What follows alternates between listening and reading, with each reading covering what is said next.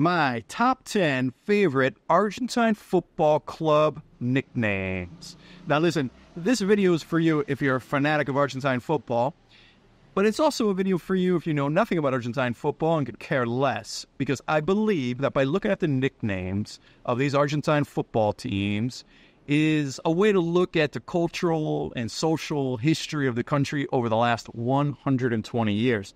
Or at the very least, it's a look at the ingenuity and creativity of the Argentine hinchada. Number 10, Central Cordoba, Los Ferroviarios, which means the railway lines or the railway men, perhaps. Named so because of the importance of the railway line that connected the city of Buenos Aires to the south and the provinces of Tucumán, Catamarca, Santiago del Estero to the north.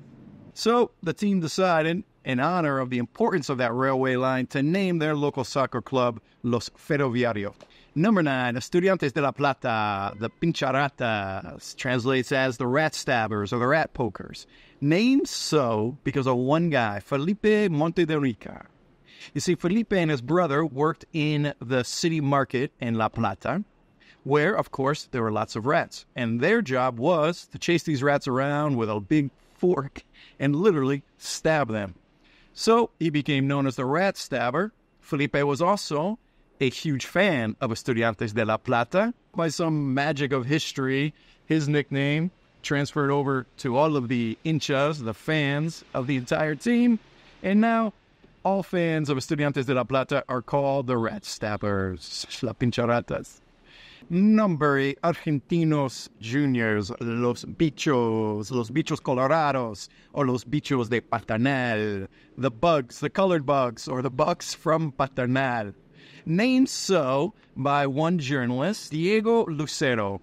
Diego Lucero is famous for having covered every World Cup from 1930 to 1994.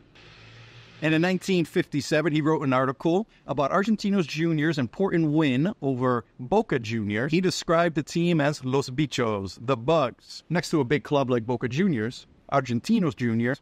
is a very small club, as small as a bug.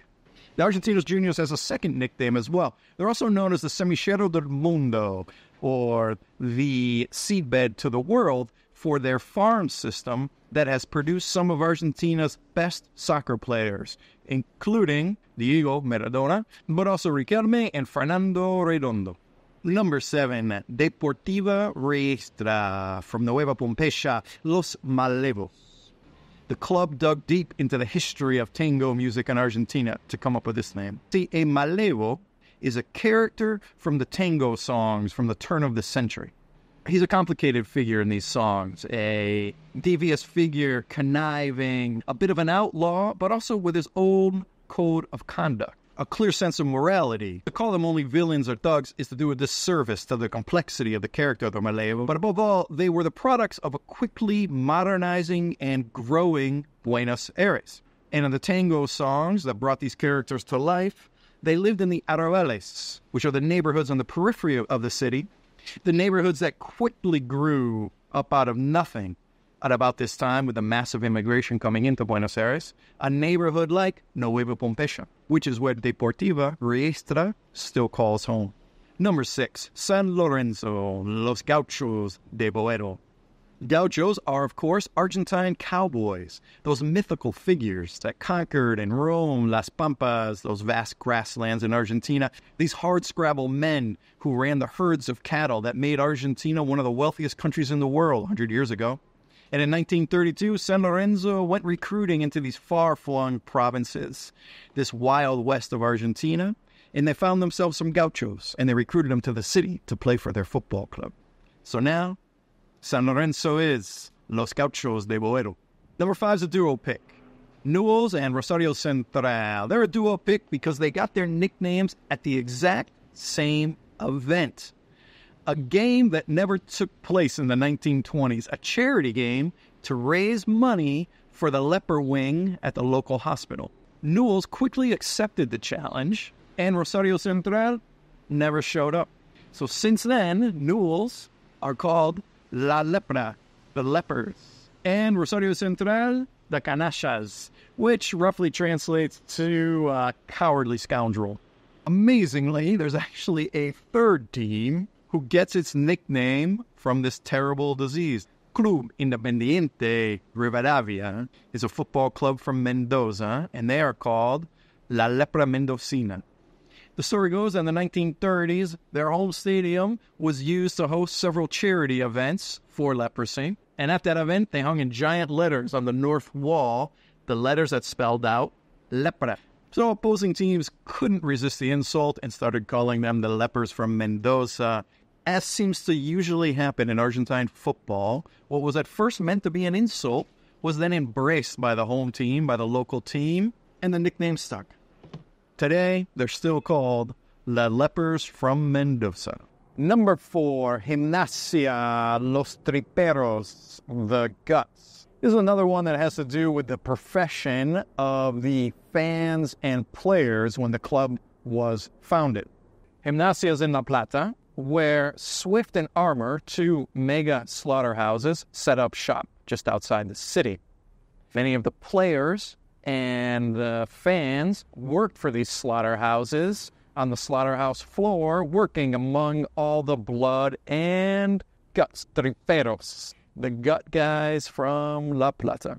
Now we're getting to the behemoths of Argentine football, the biggest clubs in the country, the two clubs that suck the oxygen out of the room, that dominate football coverage in the entire country, the most storied of storied rivalries. The Clásico, the Super Clásico, Boca Jrs, and River Plates. Number 3, River Plates. River Plate are called the Millonarios. They were given this nickname in the 1930s because of a couple of high-profile and very expensive transfers. And ever since then, they have been called the Millionaires. I will say on a side note, I wonder if the stickiness of this nickname doesn't have to do with the fact that their stadium is in perhaps the highest priced neighborhood in the entire city. Quite literally, the neighbors around the stadium are millionaires. River Plate are also called the Gallinas. This is one of my favorite nicknames because it points to the creativity, the ingenuity of the Argentine football fans. So, 1966, River Plate is playing in the finals of the Libertadores, which is the regional club cup here in South America, against a team from Uruguay called Peñarol. The game was played in Santiago de Chile. River Plate was leading in the rubber match 2-0 before completely choking and ended up losing 4-2. And upon their return to Argentina, upon their return to league play, their first game was away at Banfield. And some genius, brilliant Banfield fan released a chicken onto the field as a way to goad them about their cowardly defeat. The name stuck. They're still called the Gallinas. I'll also note that no one knows who this fan was. He remains anonymous to this day. Again, River Plate embraces the nickname, and they proudly call themselves the Gallinas, and the stadium that they play, the Gallinera, the chicken coop. I'll mention one more for River Plate only because of the importance of this nickname to Argentine football as a whole. They were called La Máquina, the machine. It's a name given to the team in the 1940s because of the dominant play of their forward front line.